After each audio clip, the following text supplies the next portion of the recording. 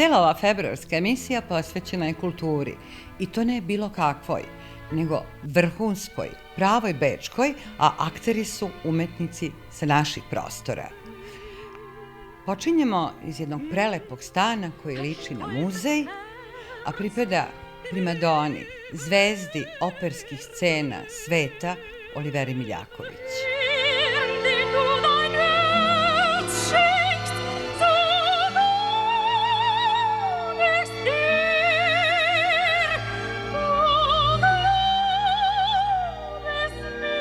Gospođo Miljaković, vaša sećanja su daleka, puna lepih događaja. Posle završene studija Muzičke akademije u Beogradu imala sam sreću da imam dobre kolege koji su rekli, čuj da ti kažem, idemo sada svi zajedno za Italiju, za Sijenu, jer tamo ima fantastičnih pedagoga, ti moraš da odeš tamo.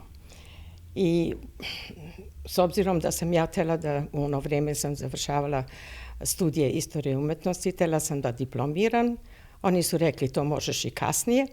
Novaca nisam imala, ali oni su rekli mi ćemo tatu da pitamo tvoga tatu, samo da ti plati put za Sijenu, ali ti ćeš sigurno dobiti stipendiju. Ja sam dobila stipendiju, studirala sam kod Đinje Činje, to je bilo jako važno.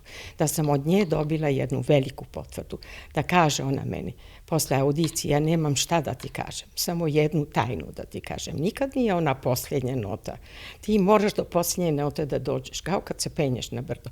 Važno je korak po korak.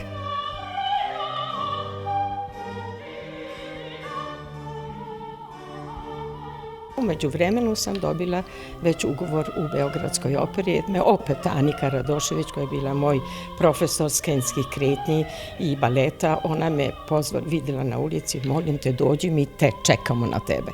Jer ona je bila čuveni režiser koji je htela sa mnom da ga Mozarta da izvodi. Međutim, do toga nije došlo, jer uvek im neko bio falio, tako da sam u Beogradskoj operi bila 1.5 godina, pevala sam samo Esmeraldu u Prodajnoj nevesti, pevala sam Glasa neba u Don Carlosu i tu me je čula Biserka Cvejić. Biserka je predložila da mi napravi audiciju u Bečku Štajac operi, ja rekao, pošto sam htela da prestanem da pevam u operi, da dam otkaz, i jednostavno to je bila moja sreća da je ona mislila da je glas kao ja, da je potreban Bečkoj Štajac operi, što je bilo u stvari najveća sreća, jer kad sam došla ovde, baš su trebali jednog soprana kao ja, baš je ta jedna koja je bila na mom mestu, ona je odlazila u penziju, baš su tražili nekoga koji može da interpretira Mozarta i sve te, ne samo Mozarta kao soprana, nego kao mezzosoprana. Znači, pevala sam i sopranska i kerubino, koji možda se peva i sopran, i mezzosopran. Prema tome, došla sam u pravo vreme na pravo mesto. A kako su oni reagovali kad ste vi zapevali na prvoj audiciji u Bečkoj operi? Moja najveća prednost je u stvari bila da nisam znala nemački jezik. I Biserka me tu savjetovala, to je čuvena priča koja se posle po teatrima pričala, jer sam je pitala šta ću da radim ako me nešto pitaju. Onda je ona rekla, reci da, znači ja. Na sve sam ja rekla ja i sve je odgovaralo. Jer ako su mi rekli così fan tutte, ja sam rekla ja. A onda su rekli bite, onda sam ja to razumela. Onda sam otpevala te 2 arije. Onda su pitali za kerubina. Prvo sam ja pevala po moje, to je Gilda i Lucia bila, a onda je počelo dalje Mozart. I onda su pitali kerubina, rekla sam da. Onda sam i to pevala. Onda su pitali još ja Rozinu u Barbieri de Seville, da. Onda molim vas, to su bile 7 arije koje sam onda opevala. Onda su rekli konačno neki datum u oktobru mesecu. Rekla sam ja, onda su rekli danke, i onda sam ukapirala da sam gotova. Izašla sam napoljena, to je Biserka, rekla, imaš li ti pojma, dete moje, šta si ti rekla, na šta si ti rekla, da. Rekao, ne. Ti si pristala da u roku od 17 dana se vratiš ovde i da pevaš prvi put u životu così fan tutte. Vratila sam se kući i to sam spremala sama jer su u momentom u Beogradu bili na nekom gostovanju. Ni jedan ploču nisam mogla da nađem. To je bilo užasno. Ja sam tu radila, spavala sam 4 sata, 2 sata sam jogu radila, ono sve drugo sam sedela za klavirom i bubola.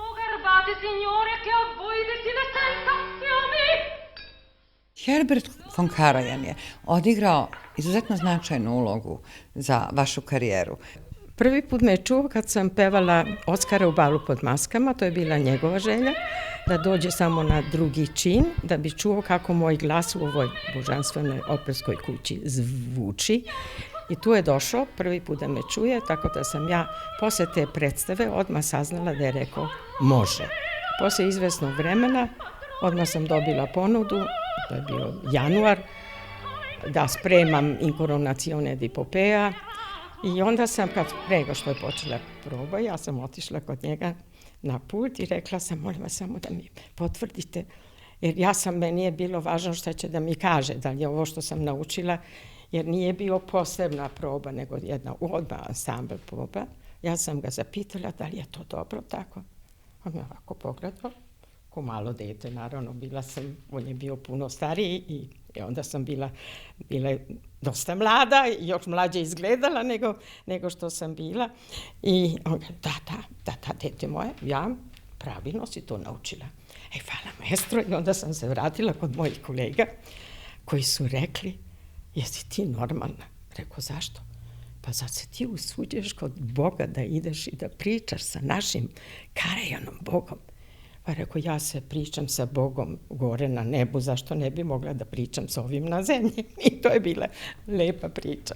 I kasnije divno je bila saradnja u ovome, posle premijere, naravno, saznala sam da ću biti, da će dalje da me angažuje, u junu smo imali ponovo jednu premijeru zajedno sa njim. I ja sam bila u onome, u gledalištu, kao što uvek sam gledala kad su probe, da li bi mogla nešto da naučim. Onda je on došao kod mene i lepo me samo potapšao po ramenu i rekao, vi ćete biti moj carević, vi ćete biti moj carević. Ja samo da nisam propala u zemlju, rekao, Bogu hvala, znači ide dalje.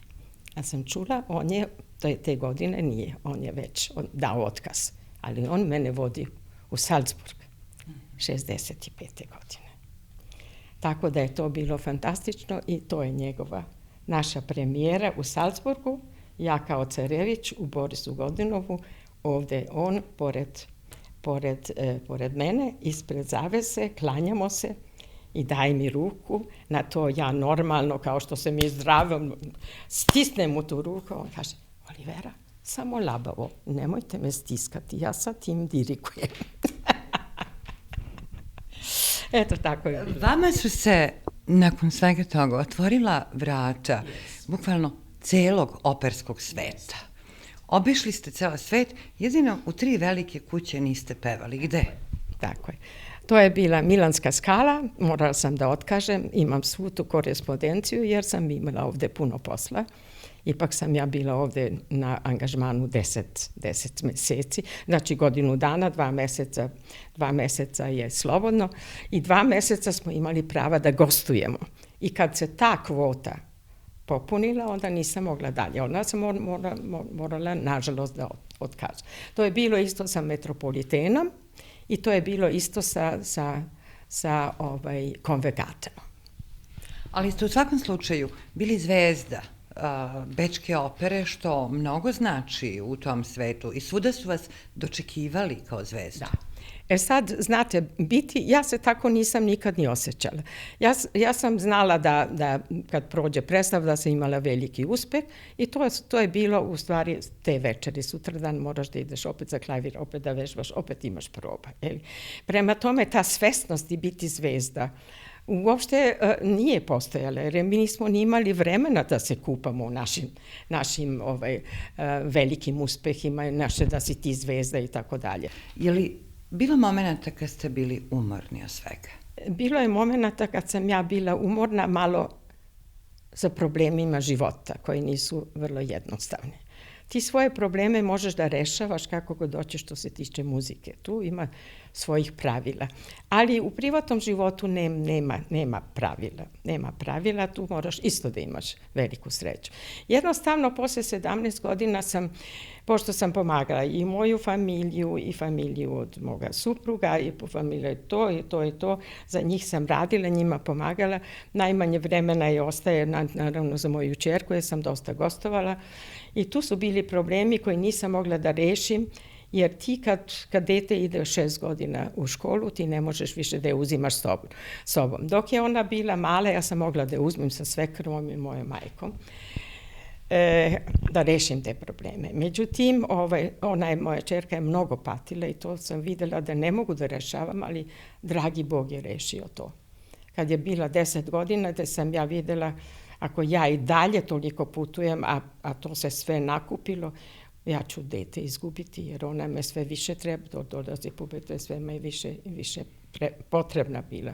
Pomoć sa strane nisam imala, ipak sam ostala bila sama, sa malom, i jednostavno sam nisam mogla više. Rekla sam, hoći ću, neću više da radim. Onda sam se ukapirala da je to bio pogrešan put, onda sam odjedan put dobila i snagu i sve ispočetka.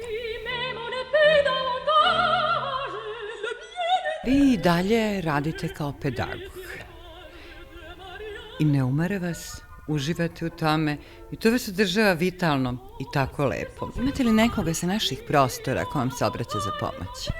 Pa ja sam dosta dolazila, radila sam u Makedoniji, radila sam u Hrvatskoj, radim dan danji, u Sarajevu, nažalost ne više, onda u Beogradu isto nažalost ne više, jer svi su moji đaci su tamo primadone i ja ne stižem da idem češće tamo nego jednom u godinu dana kad je lepo, fino, toplo, onda mogu da pogledam neke predstave od mojih đaka. Inače imam mnogo mojih solista koji su na svim velikim svetskim binama, solisti, čak i u Metropolitenu i Milanskoj Skali i Covent Gardenu.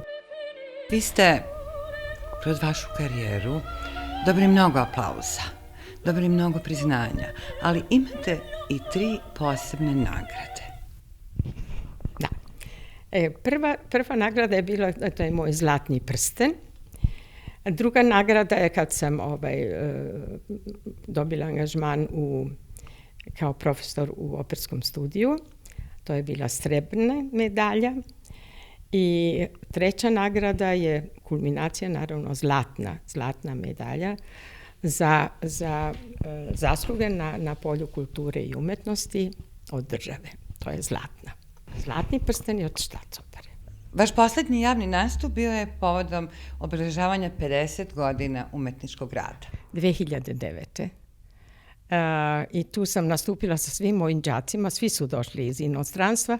Tu imam ja i Ruse, imam Hrvate, imam Bosance, imam Srbe, imam Montenegro, imam Francuze, imam Amerikance, ja ne znam koga još ne. Svi su to moji đaci koji su nastupili i na kraju naravno sam nastupila i ja. Jer obavezno je trebalo, ja sam se osjećala da ja treba isto da otpevam nešto i bila sam u dobnoj formi, ali jako premorena s obzirom da sam se morala sam i organizaciju, sve to spremiti, decu staviti gde da spavaju, šta da jedu i tako dalje. I ceo program i sve te stvari koje u stvari umetnik normalno ne radi, a ja sam to uvek radila. I jednostavno sam osjetila ja nemam uopšte glasa.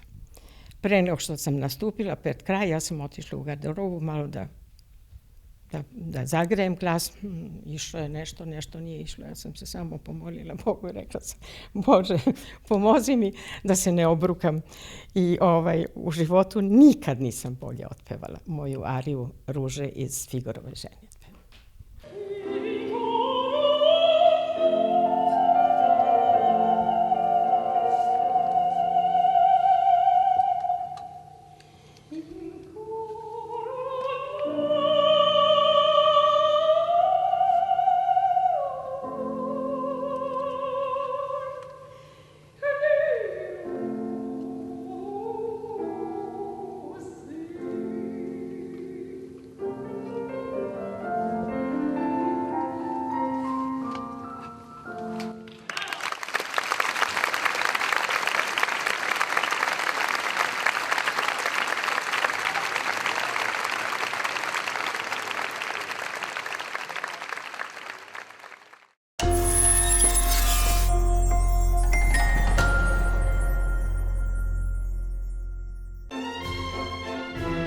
Budite elegantni i glamurozni u važnim prilikama.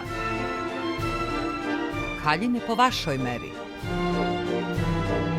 Goldene na Rada. Uživajte u novom izdanju magazina Kosmo, etnomagazin o našima i za naše. Kosmo, www.kosmo.at.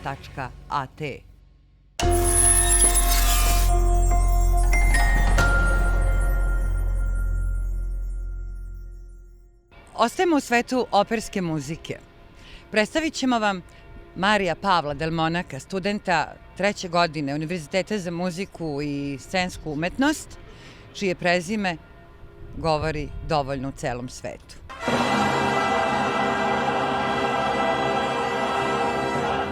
Mario Pavle, jesi li dobar ili odličan student? Odličan, za sada nadam. Jesi li zadovoljan u Beču? Jako. Grad kulture sa velikom istorijom, grad koji jako neguje i ceni kulturu kroz stotine godina unazad i dan danas, naravno, na sreću. Beč je, ako se ne varam, bio tvoj izbor upravo zbog toga što je grad vekovne kulture. Tačno. Najviše moram da zahvalim svojoj mami Dragani, što mi ipak pogurala da dođemo ovde, jer smo se dvoumili između Italije. U Srbiji, naravno, ne postoji željeni smer režije muzičkog teatra, odnosno operske režije trenutno. Tako da sam završio u Beču, koji je jedan, recimo, i geografski i kulturni centar Evrope. Ti već sada režiraš, to su studentske predstave, jedna je iza tebe, a jedna se upravo priprema za april. Reci mi nešto o tome. Tačno, pre godinu dana u aprilu smo imali premijeru opere jedne firentinske tragedije Aleksandra Zemlinskog, koja je doživjela veliki uspeh, jer je i meni i mom scenografu i mojim kolegama pevačima bila, kažemo, prva opera, prva velika koju smo radili na jednoj većoj bini našeg univerzitetskog teatra. I trenutno spremamo takođe u aprilu operu Plašt ili Tabaro Puccinija, koji će se izvoditi 15. i 16. aprila. Premijerno i prvi put u istoriji našeg univerziteta, s time što je opera se tiče epohe verizma, koja nije toliko lagana ni za pevače, ni za naš režijski tim, scenografiju, dramaturgiju i kostime, tako da se nadamo najbolje. Kako se osjećaš kao režiser koji upravlja svojim kolegama, studentima, jer pretpostavljam da su studenti zapravo akteri opere? U pravu ste. Znate kako, naš veliki teatarski i filmski genije Stevo Žigon je govorio da je izvođač, odnosno glumac, kada je na sceni, osjeća se večno, besmrtno, kao da će da živi zauvek. Rekao bi da se mi režiseri osjećamo božanstveno, jer u jednoj velike količini kontrolišemo i sudbinu, afekte, razrešenja, situacija zadatih likova, tako da je jedna jako zanimljiva profesija. Smatram da je divno imati svoj udeo prevođenja scenskog i muzičkog jezika i davati jedan neodoljivi oblik katarze publici. U mom slučaju, uglavnom sam bio inspirisan od strane filma i na tome nastojim i da gradim svoje buduće ideje. Doduše, što se tiče kolega, jako šareni spektar boja i stilova, jer je stil nešto što se gradi godinama i verujem da se usavršavanje nikad ne prekida. Imaš li uzore među starijim kolegama? Recimo, čuvenog Franka Zeffirellija, način Peter Stein, što je i ovde režirao, svog strica, Giancarla Del Monaca, kao inspiraciju od kad sam krenuo da se bavim režijom, u čemu je isto veliku ulogu imala moja majka, koja me pripremala za svet opere, dok i dalje nismo znali čime ću da se bavim, dok sam bio jako mlad. Ti si u najranijem detinjstvu počeo da se baviš muzikom i pročitala sam negde da si želeo da budeš najbolji tenor na svetu. Čak si 2 puta nastupao sa svojom mamom u Kairu i na humanitarnom koncertu u Beogradu pevao si. Odakle to da promeniš muzički pravac, da tako kaže? To je istina. Bio sam mlađi i kao dete, kada izaberete jednu potencijalnu profesiju, ne znate tačno sve šta ta profesija donosi. Sad postoje naravno žrtve u svakom mogućem zanimanju. I dalje sam nastavio sa pevanjem kao studenti režije. Imamo i 2 godine predavanja klasičnog pevanja koje moramo da pohađamo. Ali jednostavno me ljubav ka pričanju i ka, nazovimo, možda i manipulaciji, jer je i priča, jedan način pričanja je scenska manipulacija u teatru. Ipak je pobedila. Kraj tvojih studija nije daleko. Ovde iza nas je Bečka opera. Gde ti vidiš sebe kad postaneš pravi diplomirani režiser? Da li u ovoj kući ili negde drugo u svetu? Znate, pošto sam prvenstveno trenutno baziran u Beču, naravno voleo bih da radim u bečkim i austrijskim operskim kućama, naravno i u Bečkoj državnoj operi koja je iza nas. Međutim, moj stav je da ne postoji takva stvar kao što je veliki ili mali teatar, velika ili mala operska kuća, gde je u jednim od najvećih operskih kuća na svetu vidite tako ponekad zastarale i dosadne stvari, dok u najmanjim binama za po 10-20 ljudi koje publika čini vidite neverovatne, eksplozivne, revolucionarne nove ideje. Vidiš li sebe negde u budućnosti kao režisera operske predstave u kojoj glavnu ulogu ima tvoja majka? Ne bi me čudilo. Pošto je majka i dalje u punom glasu, u snazi, to bi bilo jedno jako zanimljivo iskustvo. Koje bi mogo da zamislim, koje ćemo možda i moći da realizujemo. Nosiš prezime poznato u celom svetu. Je li to za tebe teret ili ti olakšava negde put kroz vode muzike? Trudim se da ne razmišljam na taj način, jer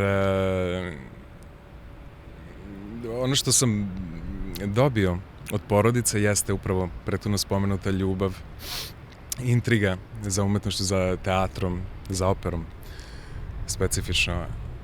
Ali ne bih rekao da mi ni pomaže ni odmaže, već pokušavam da stvorim svoj put, kao što sam i rekao, svoj stil i jednog dana da doprinesem nešto svetu teatra, opere i kulturi i čovečanstvu, nadam se.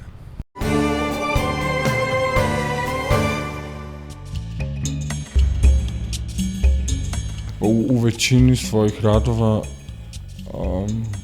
nikad se nisam, uglavnom se nisam zadovoljavao površinom jedne slike i uvek sam imao tendenciju, čak i kad sam radio na jednoj slici, da farba pređe preko rama po zidu i interesuju me prostorne instalacije koje su same za sebe. Slika i površina prostorije mi nije bila dovoljna, kao i ovde što se vidi. Umetnost je uglavnom nešto što je čovek stvorio, pogotovo plastična umetnost. Tako da sam ja ovde imitirao zakone prirode, pravilo desne ruke, spiralnu strukturu koju vidimo kroz vreme i u sunčevom sistemu i u atomskoj strukturi, tako da sam hteo da stvorim nešto što je po zakonima prirode, a ipak skroz veštačko i od čoveka stvoreno. Može je umetnost nešto što je neka nova slika koja nas time čini srećnim, jer čak i najlepši delovi prirode ili urbani delovi mesta na kojim živimo su posle nekog vremena ne toliko zanimljivi koliko da su oni lepi, tako da je umetnost u potrazi za nečim što je novo i uzbudljivo. Imao sam prilično laički stav kao tinejdžer i mislio sam da je umetnost Salvador Dalije bio neki, što je jako naivno u ovom trenutku, ali nisam znao da to što mene interesuje da je to isto umetnost. I nisam imao, nažalost, puno dodira sa modernom umetnošću. Ti potičeš iz Niša i svoj akademski život započeo si u Beogradu na studijama germanistike. Pre kraja si odlučio da se doseliš u Beč i da nastaviš sa umetnošću. Kako se desio taj klik u tebi? Pa, kao i većina mladih ljudi koji su negde progresivni ili ambiciozni, sam i ja težio da u životu imam što više mogućnosti ili da otkrijem što više radoznalost i težnja ka boljoj sredini, lakšim uslovima za život. Znaš šta mi je zanimljivo? Kad sam čitala tvoju biografiju, vidjela sam da si ti, boga mi, dosta dugo studirao umetnost ovde, pa mi je to bilo malo čudno. Pa ja sam uživao u studijama, jer za razliku od nekih naučnih studija je studiranje umetnosti neka vrsta samoplasiranja i beskrajnog hobija s jedne strane, a s druge strane je bilo lakše. Imao sam strah od neizvesnosti, šta će da bude sa mnom od tog trenutka kad budem zvanično slobodni umetnik, tako da je to bila i neka podsvesna sigurnost, jer sam oficijalno mogao da budem u Austriji kao student, a kao slobodni umetnik nisam znao da li je tako lako ili moguće. Statistički 5% umetnika u Evropi i u Austriji živi samo od umetnosti. Nažalost, ti ne spadaš među tih 5% umetnika koji žive od umetnosti. Spremni da budem indiskretna i da te pitam od čega zapravo živiš? Ja radim već 10 godina u jednom lokalu. Zarađujem time što 2 puta nedeljno radim u tom lokalu, a umetnost je dodatni prihod. Da li je sve ovo što vidimo ovde videlo puno ljudi, jer ovo je jedan privatni muzej i velika je sreća što ovde umetnici, slobodni umetnici, mogu sebi da priušte prostor, da pokažu ono što rade, da to nisu neki ovi veliki muzeji u svetu poznati. Koliko ljudi može da dođe ovde i da pogleda ovo što ti radiš? Ova prostorija, kao i ceo muzej, otvaranje je planirano za septembar, znači tek za 6 meseci. Sve ovo u procesu, tako da to je videlo jako malo ljudi i ja sam bio u dilemi da li je dobro pokazati jedan rad koji nije gotov, ali da, zašto da ne, ovo je neka pokaziva faza. Milane, u Pop muzeju važno mesto zauzima i ova soba obložena jastucima. Ako se ne varam, rad jedne tvoje koleginice. Kako se ti u njoj osjećaš? Pa, posle prostorije u kojoj smo bili je sigurno prijatno biti u ovoj prostoriji. Da, kao neko drugo agregatno stanje, jer više čujemo glas u nama nego eho u prostoriji. Milane, ova soba u Pop muzeju je definitivno meni najslađa. Osjećam se razdraganom. Kako ti reaguješ na ove silne plišane životinjice? Pa, kroz beskrajnost ovih ogledala, prva asocijacija mi je da je igra beskrajna i da je ideja i slobodna ideja i dete u nama nešto što nema kraja. I evo, za kraj ove emisije koja se bavila umetnicima našeg porekla koji u Beču stvaraju ili su stvarali, pokazali smo vam nešto drugačije. Nešto što je neuobičajeno. Milan Mladenović, mladi Nišlija, koji je osvojio bečku kulturnu scenu na polju moderne umetnosti, je objasnio svoje viđenje svega onog što svakodnevno u svom okruženju vidimo, ali obično na to ne obraćamo pažnju.